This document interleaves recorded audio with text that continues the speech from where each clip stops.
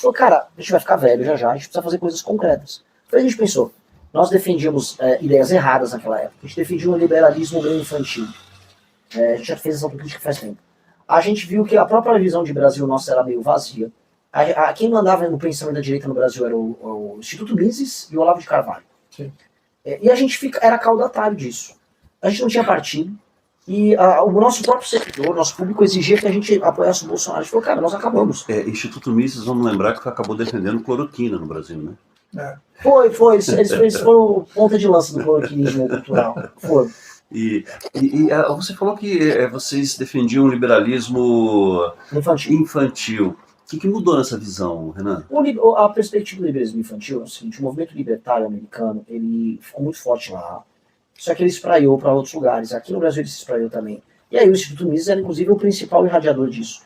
Vários lugares, tanto que a Argentina, hoje, esse movimento chegou na Argentina, depois o Milei é fruto desse movimento, o Milei é fruto do movimento libertário.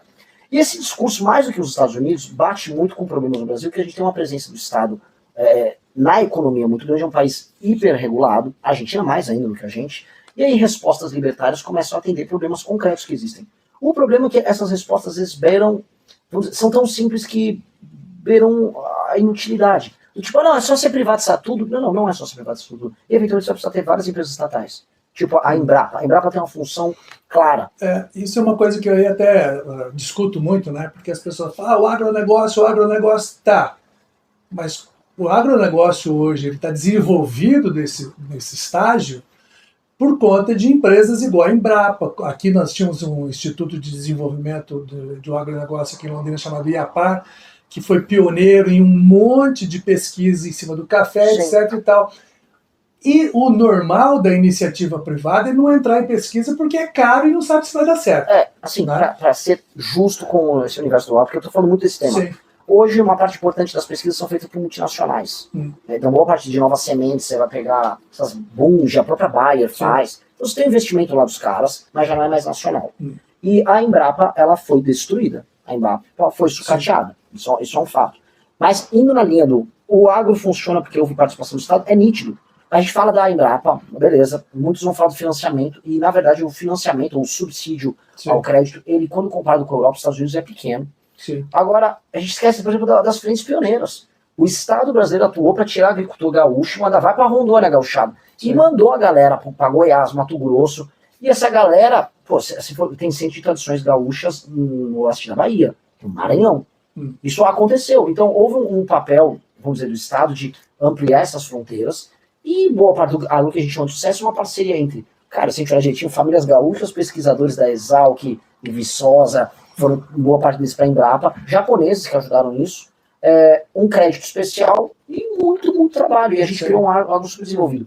Eu posso pegar outros exemplos de parceria entre Estado e iniciativa privada, o caso da aviação no Brasil, o caso da Embraer, ITA, o Montenegro, que era um cara, uma geração inteira de homens públicos que tiveram no Brasil no pós-guerra. Então, teve exemplos de sucesso enormes nisso. E eles não podem ser escanteados. Assim, o problema do Brasil, quando você tem relação Estado e economia, é que você não pode pegar os exemplos de sucesso e usar eles para justificar os fracassos, nem pegar os fracassos para negar os sucessos. Então, tem campeão nacional que não funcionou, tem esse monstro disfuncional que é a JBS Friboi, que foi gestada nessa ideia de campeões nacionais. E isso não pode ser usado para, vamos dizer, justificar uma coisa ou outra. O fato é, tem setores que dá para você fazer isso e isso tem que ser bem-vindo. E o liberalismo infantil não explicava uma coisa dessas. E esse é o problema que a gente teve que voltar atrás. A gente entendeu, nossa, dá para ter um papel super legal para o Estado, super pró-mercado. E, cara, a China fez, a Coreia fez, o Vietnã tá fazendo e a gente tem que fazer. Eu vi, desculpa, eu não sei se eu tô me excedendo aqui. Não, fica à vontade. Eu fui pro interior do Ceará. A gente quer ouvir você, cara. Eu fui pro interior do Ceará ver as experiências que o Tasso e o Ciro fizeram na industrialização lá do Ceará. Porque tem muita gente que fala, o Ciro exagera, tal. Tudo na política tem exagero. Lógico. Dito isso, teve industrialização ali. Eu vi. Eu fui em Sobral, eu fui em Nova Russas, eu vi. E isso gera classe média, sim. E é um modelo que funcionou. Pô, o Ceará, nos anos 80, era muito pobre. Então, vamos aprender, fui tomar lições, fui aprender com o Tasso, Ciro, fui conversar com o Raimundo Viana, o cara que montou isso pra eles.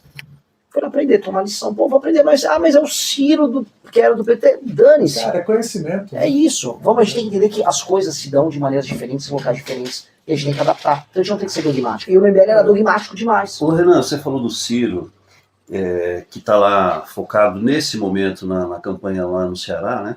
E eu vendo o ex-governador do Rio de Janeiro, Garotinho, falar, o Garotinho... Gostou do vídeo? Fortalece no like, se inscreve e compartilha. Ative o sino para acompanhar nossa jornada. O futuro é glorioso.